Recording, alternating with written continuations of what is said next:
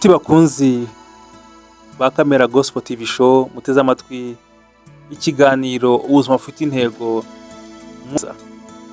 Ndashima Imana ku bwanyu, ndashima Imana kuko bukeye, uyu ni wa munsi mushyashya Imana iduhaye kugira ngo twongere kandi twige ku buzima bufite intego. Neza turagushimiye ko ugira neza kandi kudukunda, ko uduhaye umunsi wa 17 kugira ngo dukomeze urugendo rw'iminsi 40 twiga igitabo cy'ubuzima bufite intego. Urakoze Mana. Tugiye kwiga aha niho mu bacu, tugiye kwiga impamvu yo kumenya aho tugomba kubarizwa naho tugomba kuba turi kugira ngo impano n'ibyo waduhaye bikore neza. Urakoze Data kuri mu ruhande rwacu, uyu munsi twese tubunugisha mu izina rya Yesu, amen. Tugeze ku munsi wa 17 aho twiga igitabo cy'ubuzima bufite intego cyanditswe na Rick Warren, kigashyirwa mu Kinyarwanda na Pastor Antoine Rutayisire. Umunsi wa 17 rero turiga ngo aha ni mu bacu.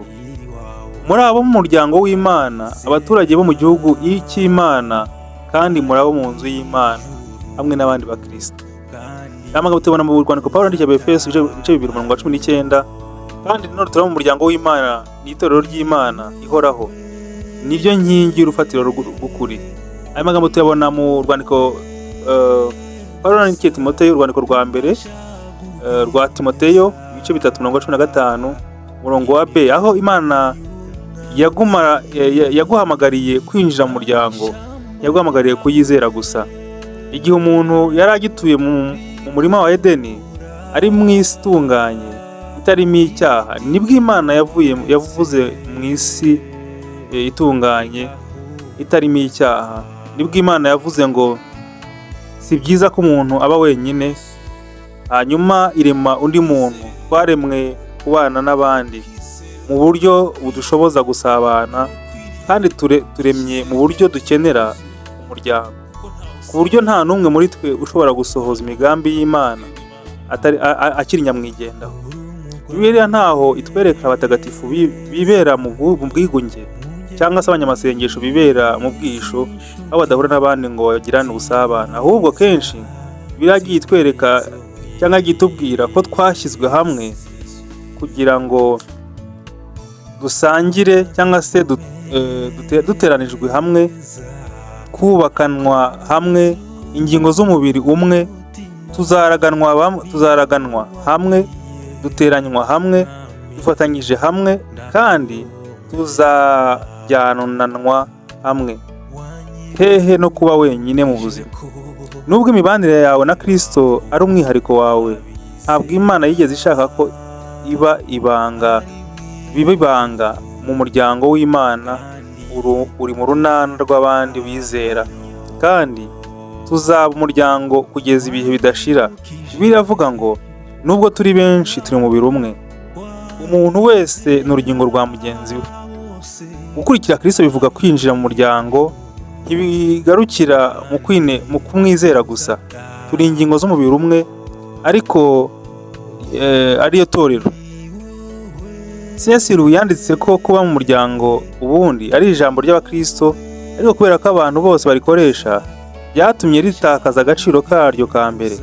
Amaduka atanga ubwasisi ku banyamuryango bayo, n'abamamaza bakoresha amazina y'abantu bagashaka abanyamuryango.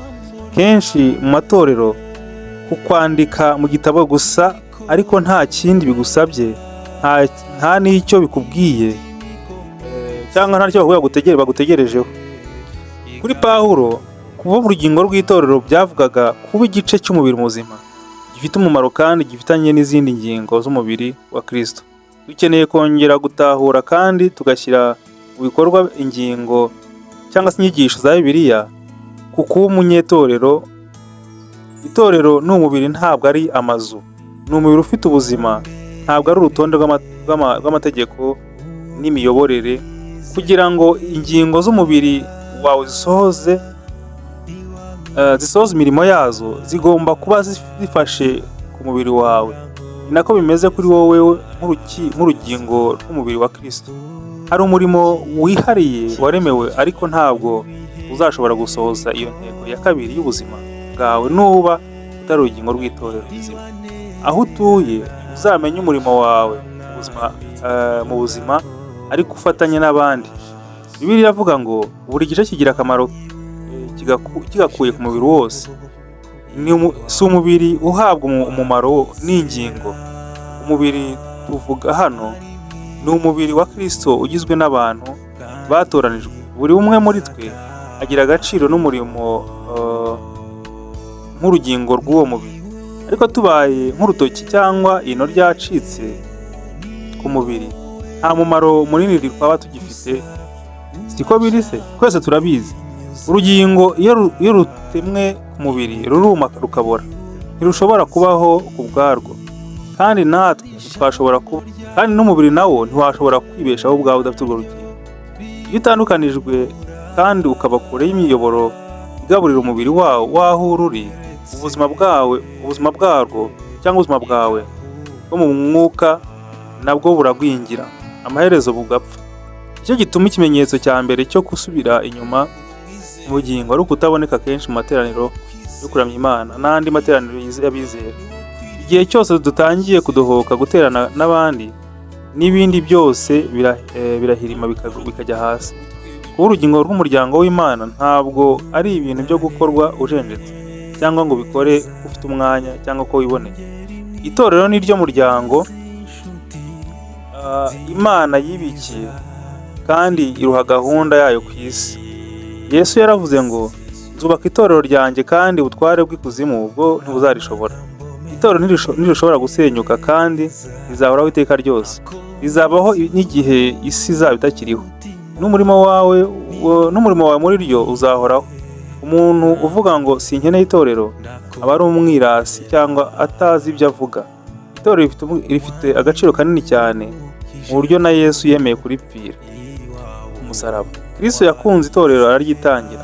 Bibiliya iravuga ngo itorero ni umugeni wa Kristo, ahandi ikaryita umubiri wa Kristo. Sinshobora kwiyumvisha umuntu wabwira Yesu ngo ndagukunda ariko ntabwo nkunda umugore wawe, cyangwa ngo ndakwemeye ariko sinemeye umubiri wawe.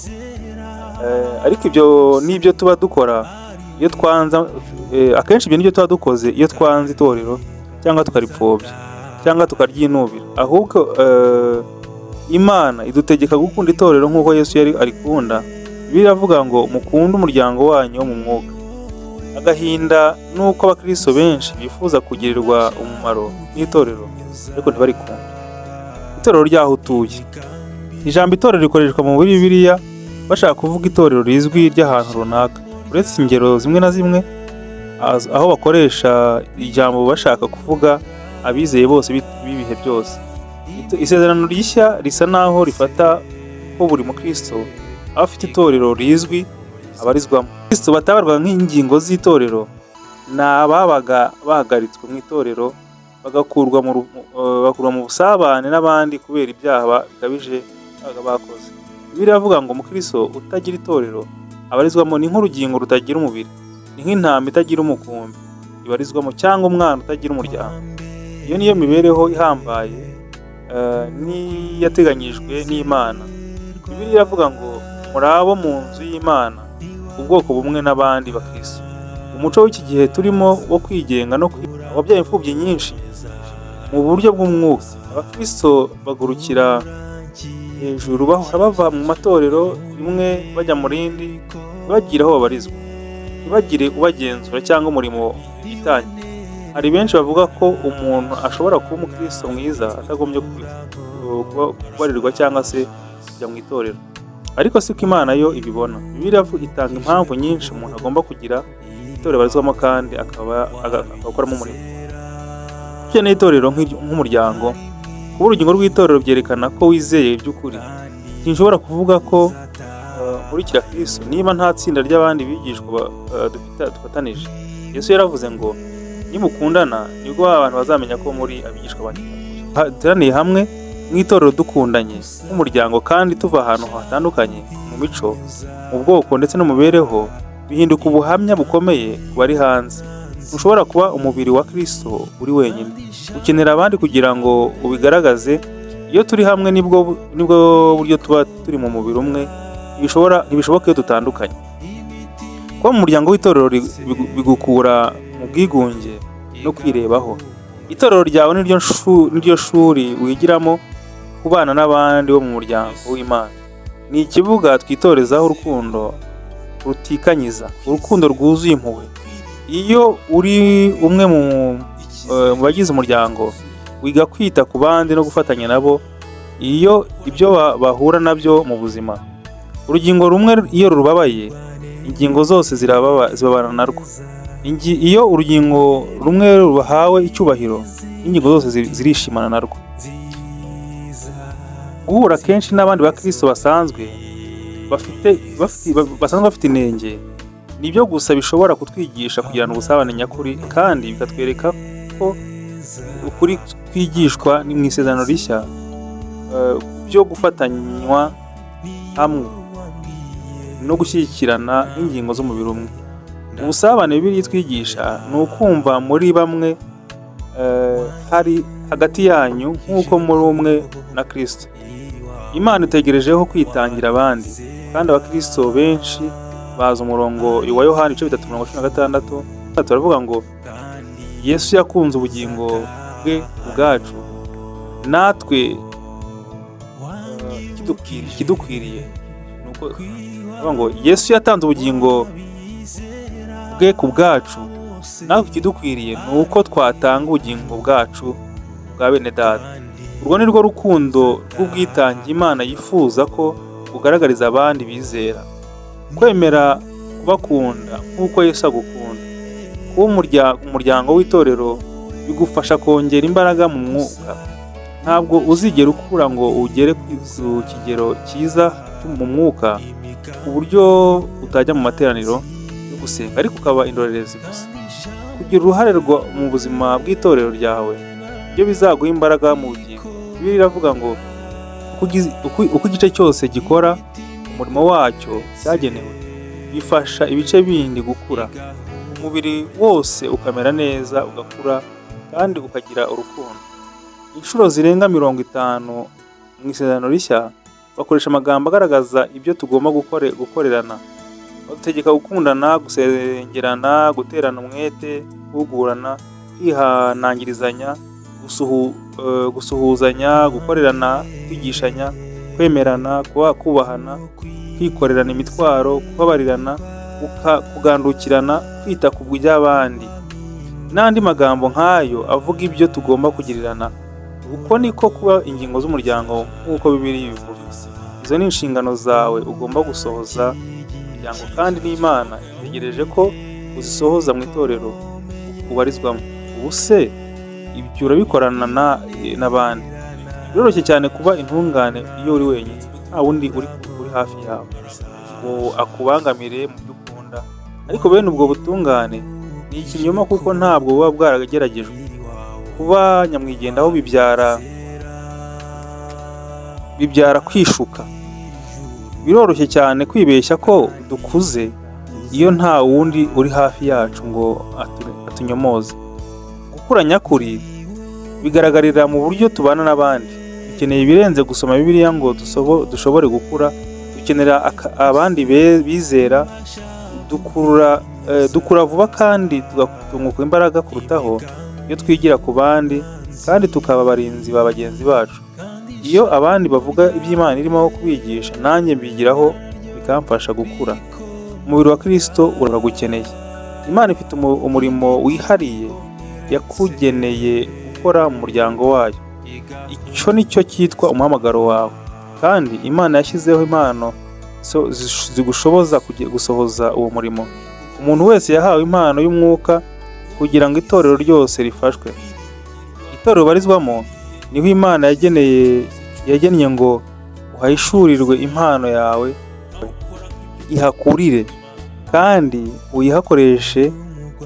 Ushobora kuba ufite umurimo ukora urenze uwo, ariko uba uri inyongera umuhamagaro wawe mu itorero uteraniramo.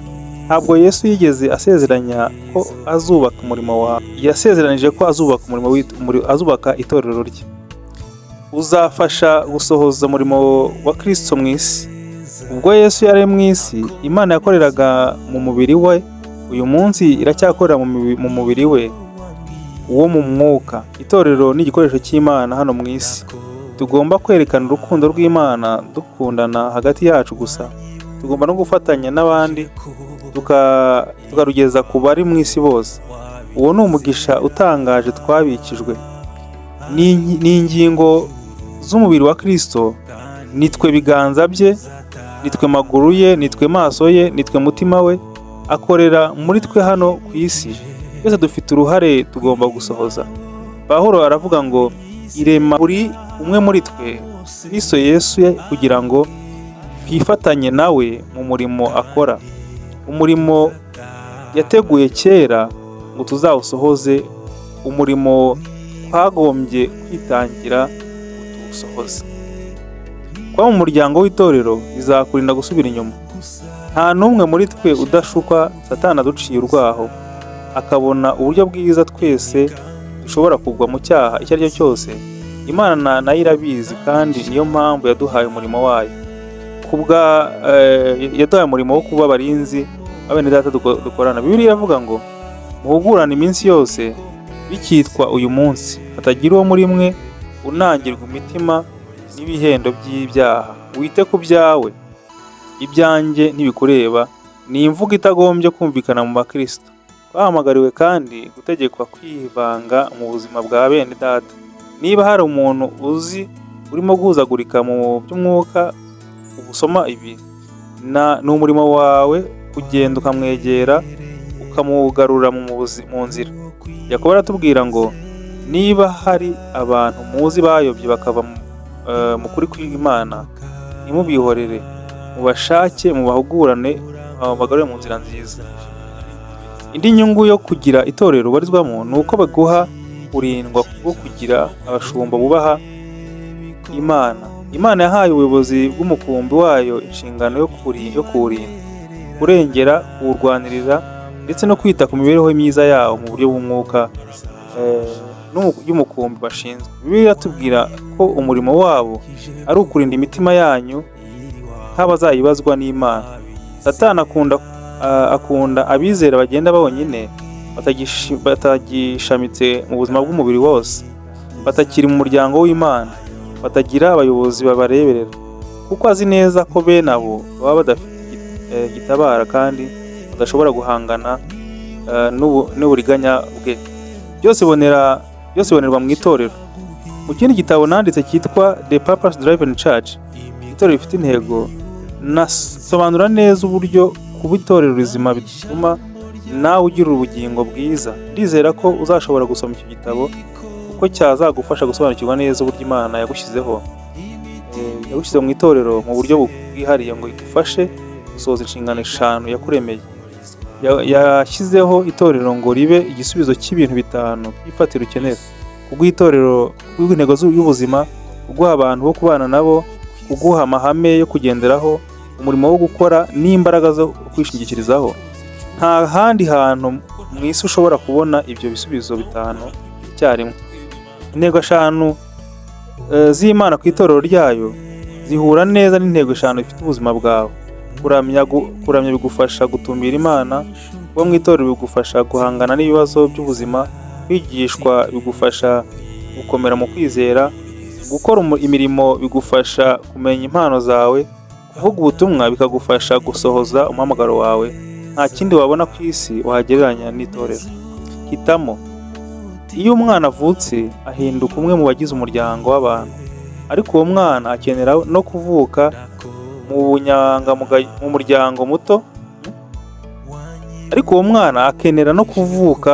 muryango muto, uzwi, akaba ari wo arererwamo, akitabwaho kugira ngo ashobore gukura neza kandi agire imbaraga.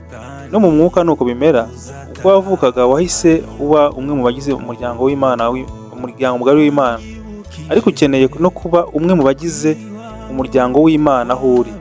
Itandukanya umushyitsi wihitira mu rusengero n'umunyetorero nyakuri ni ubwitange bwabo. Abashyitsi ni nk'indorerezi ziba zicariye iruhande rw'ikibuga zireba umukino, naho abanyetorero bo bagira uruhare runini mu mirimo. Abashyitsi bakira ibyo bahabwa, abanyetorero batanga umusanzu. Abashyitsi bashaka kubona ibyo itorero ryabaha, ariko ntibifuze kugiramo uruhare basa n'umugabo n'umugore bashaka kubana ariko batifuza gusezerana. Kuki rero ari ngombwa kugira itorero ubarizwamo? Kuko byerekana ko ufitanye amasezerano na bene so na bashiki bawe bo mu mwuka by'ukuri, atari mu magambo gusa. Imana ishaka ko ukunda abantu uko bari, ntigusaba kubakunda ari uko babaye intungane. Ushobora kumara ubuzima bwawe ushakisha itorero ritagira inenge, ariko ntaryo uzigera ubona. Wahamagariwe gukunda abanyabyaha bafite inenge nk'uko Imana nayo ibakunda. Mu gitabo cy'ibyakozwe n'intumwa, abakristo bari i Yerusalemu bitaga cyane ku mibanire hagati yabo, bitangiraga ubusabane bwabo. Bibiliya iravuga ngo bashishikariraga ibyo intumwa zigisha, bagasangira ibyabo, bakamanyagura imitsima kandi bagasenga. Ibyo ni byo Imana igusaba kwitangira n'uno munsi. Ubuzima bwa Kristo burenze kwiyegurira Kristo, bisaba no kugirirana ubumwe n'abandi bakristo. Abakristo b'i Makedoniya ibyo bari barabisobanukiwe. Pawulo abavugaho neza ati, babanje kwitanga ubwabo biha umwami wacu, kandi barangije natwe batwiha nk'uko Imana yabishatse. Kwinjira mu itorero rikwegereye niyo ntambwe yagombye gukurikiraho. Iyo umaze kwemera kuba umwana w'Imana, uhinduka umukristo wo kwiyegurira Kristo, ariko ugahinduka umunyetorero iyo wemeye kuba umwe mu bayizera bagize itorero runaka. Icyemezo cya mbere kiguhesha agakiza, icya kabiri kikagushyira mu busabane n'abandi. Turibaza ngo mbese nahamagariwe kugira aho mbarizwa si ukwizera gusa? Natwe niko bimeze. Tuteze amatwi, ndagira ngo mbwire yuko uhamagariwe kugira ahantu barizwa atari ukwizera gusa. Ikindi, natwe ni uko turi, kuko turi benshi, nyamara turi umubiri umwe muri Kristo Yesu. Umuntu wese n'urugingo rwa mugenzi we, nk'uko Pawulo yabyandikiye Abaroma mu gice cyaho cya 10:25. Ese ikigero cyanjye cyo kwita mu itorero barizwamo cyerekana ko nkunda kandi nitangira umuryango w'Imana? Iki kibazo twese twakibaza. Uku twari kuri ku munsi wa 17, twibaza twese, ese koko dufite amatorero dusengeramo? Hari abantu bamwe bacitse intege byo kugana mu itorero, abandi batangiye kumva ko itorero nta gaciro rifite ku buzima bwabo. Ariko ndagira ngo nkwifurize mwene data kongera kwitekerezaho no kongera gushaka aho wumva wasengera. Twese byatubayeho, buri wese byamugezeho, ariko koko nta torero ufite, n'ubuzima biragoye kubujera umuryango wawe, kujera n'ibindi bitandukanye. Ndakwifuza kugira ibihe byiza. Reka dusenga n'Imana mu gihe dusoza iki cyigisho. Mana, urakoze ko dukunda, urakoze ko ari washyizeho itorero kugira ngo turere ingingo, kandi ko turi impano waduhaye dushobora kuzikoresha mu itorero wadushyizemo kugira ngo tubashe kugira umumaro mu itorero turimo. Uturinde kandi nanone kuba mu itorero ryangiza imitima, ribabaza imitima, ahubwo duhe kuba mu itorero ryumva neza impamvu n'umumagaro w'itorero, kugira ngo twese turusheho kunezeranwa mu itorero. Urakoze kubw'utugire neza mu byose mu izina rya Yesu Umwami wacu. Amen.